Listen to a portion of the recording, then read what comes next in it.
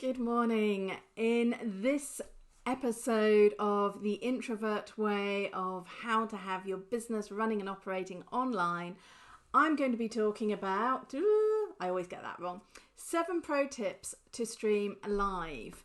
Right now, many people are thinking about how do I go live? How can I look professional? I've got lots of meetings. What can I attend? What can I do?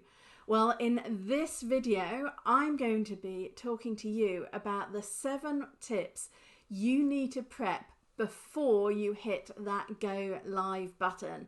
So stick with me. This is going to be a whistle-stop tour, but there really are key elements that if you're new to going live, streaming live, maybe on Facebook, or even just getting on Zoom with your colleagues, it's a really good idea to go through these 7 points every time before you go live. Now, I go live regularly here on my Facebook page, and I've been doing that for over 2 years. So trust me when I say these tips work. If you haven't been here before with me, my name is Susanna Reay. I'm an online business strategist who works particularly online, and especially for those of you who are more introverted in nature. I am very introverted. My energy depletes rapidly when I'm in big networking situations and I'm out and about. So I chose to work online 5 years ago, absolutely exclusively. And it works really well. These days, many other people are coming online as well, which is wonderful.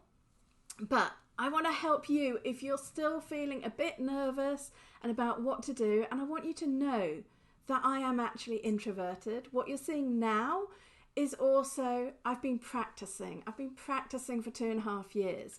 So don't feel, this is your first pre-point actually, don't feel that everything's got to be 100% first time. Good morning, Kaylee. Lovely to have you here with me. So I'm going to rock on and go to my first tip, which I shall bring up on screen.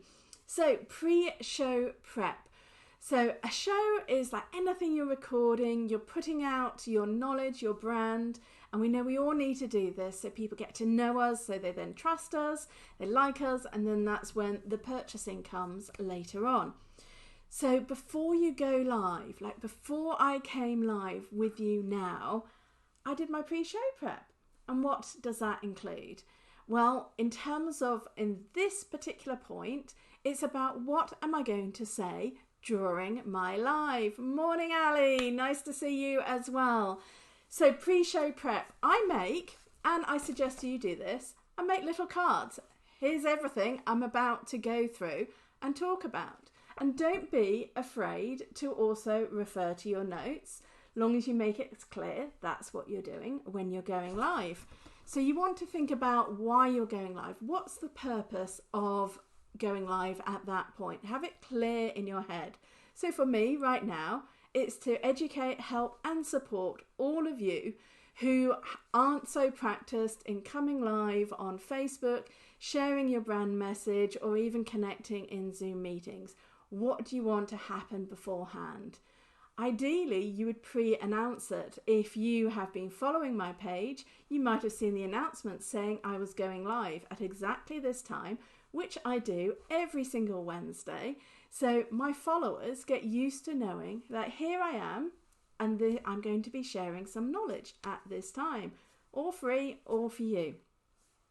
So that's the first thing, is really think about what you're going to do and make sure it's quite succinct. You don't need to write out a whole script. I actually recommend against that because I know you're an expert in your field. You know the knowledge you need to say. But bullet points are super useful for us all to keep us on target and keep us moving.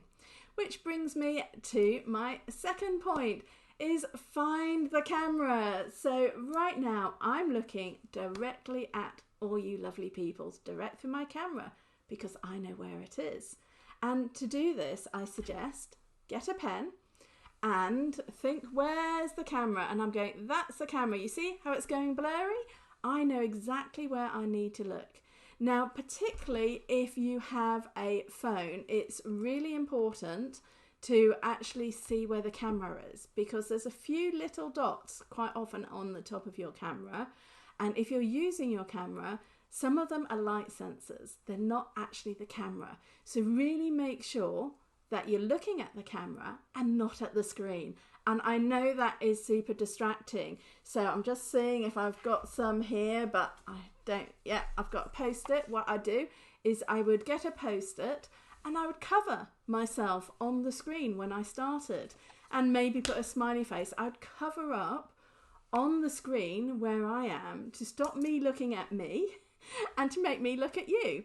But with time, you get used to looking at the camera. So that is really, really important. Which brings me to point number 3. What's behind you?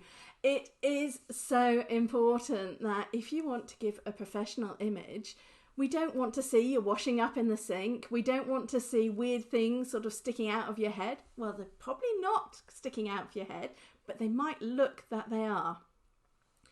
Ideally, you want a nice clear background behind you on your head, but you can also bring in elements in your backdrop and what you're wearing that reflect you as your person and personality. So I have my flower in the background. That's something I sculpted myself. I am an artist as well, but I do that for myself rather than business. And I think about what I'm wearing. It's very important that when you're going live, you take this into consideration. The colours you wear will reflect your branding and what you're putting out there. So if you have your own home office, you can even paint the wall like I did behind me specifically for this purpose. If not, just having it simpler is nice. And I love colour. People who've been around me for a long time know my love of colour, because subconsciously our brain connects with the colour. Now, blues are really good for communication, and I work with imagination, communication, empathy, and that's when the magenta comes in with my branding. And I put all these things together consistently across my online presence. When I'm doing videos as well, it is very important. And if you're looking at this and thinking, well, what should I wear? My main recommendations is don't do the turtlenecks. Don't use dark colours that sort of cut off your head and it looks like you've got a little bobbly head floating around. And in fact, I've got a darker colour. I'm not wearing it, so this is like a deeper purple I wear. But just look at the difference that if I have a darker purple in terms of the effect of what it looks like with my head, opposed to when I'm connected with what I'm wearing right now. So do think about what you're wearing. Even if you're connecting with people and you think, oh, it's just one-to-one, it's really nice to have that business forward impression. Number 4 is sound. Now, if your sound isn't good, then people won't listen. It's as simple as that. So you want to make sure that you don't have lots of echoes happening. And you can do this by testing. On a lot of phones, it's great. You can also obviously have, and I'm just pulling them out. This is one thing I didn't prep earlier. But even like the simple headphones, that long as they've got a microphone and the headset with them, that can work really well because a microphone is quite close to your mouth. Now, I've got a more professional setup because I've been doing this a long time and I've invested further. And I'll just pull up my microphone. So this is mine. And hopefully there weren't too many bumpy sounds happening there as I'm picking up my mic, because that can happen. And that's called a Blue Snowball. And what's really nice about this is it's not a super expensive microphone, but it's also unidirectional. So it picks up my voice and not too much of the surround sound. Because if there's cars going past, if there's like thunder and lightning, I don't want a microphone to pick up all of that. I want it to pick up just myself. And that's why I focus on using the Blue Snowball. So do tests and make sure that your sound is nice and clear. Now, number 5 is lighting. This is one of the main things, is you want to make sure that, again, if you're doing this for the first time, you probably don't want to invest in lots of lighting, though you can get some great lights for under So the sort of £80, $100 mark, which are really wonderful. And I've got a ring light sat behind my camera, and it's by Newer, Newer. It's an LED ring light that's dimmable, so I can adjust it to the right amount. But I also have a window there, so it's just giving me a bit of extra light. So when you're going live, when you're on video, you want to make sure you've got light sort of coming in front of you. It doesn't need to be direct, like 245 degrees can be quite good coming in. And to begin with, if you're going live, try and make sure your meetings are in daylight so you can sit near a window. Whatever you do, don't have your back to the window, because if your back's to the window and your camera's in front, all we'll see on video is a big silhouette of yourself. So Kaylee, yes, I will. I'll put the links to the microphone that I mentioned in here and the Newer ring light. I'll sort of ping those up. So it's really, really important that the lighting and sound are right. And then linked with that is obviously the camera itself. If you're on your own phone, the phone cameras are amazing these days, and I recommend you just start with that. If you want to be on a desktop and have a more professional look, then really the Logitech C922 or C90 you can't go wrong with. That's the one I'm using. I'll also share those links after this live so you have that as a record, because ultimately you want a clear picture, clear sound and clear lighting.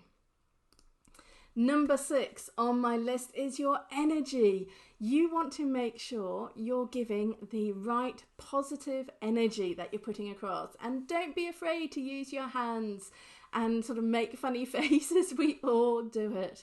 And you've got to get natural with yourself to make it interesting and fun for people to listen to you. And the best way to do this is just think that your best friend is on the other side of that lens and you are talking directly to them, person to person.